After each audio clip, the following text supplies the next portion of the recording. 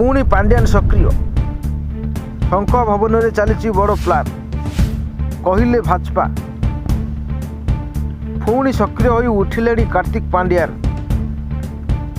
एवं नवीन निवास चली नवीन दरबार। हाँ आज्ञा विजेडर सांगठनिक कार्य संपर्क से आलोचना कर तेबे एसबू पुणी कौन राजनीति को फेरिबार संकेत होइछि? कौन पुणी राजनीति में सक्रिय हेबे पांड्यान? यही चर्चा भितर मुह खोली बीजेपी विधायक अशोक महांती। सेहीपरि वरिष्ठ कहती पांड्यान पुणी सक्रिय राजनीति को आसिले भल हेबो।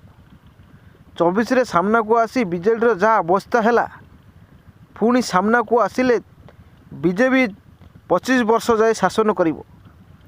वर्तमान ओडिया अस्मिता उपरे लोक माने विश्वास करछंती।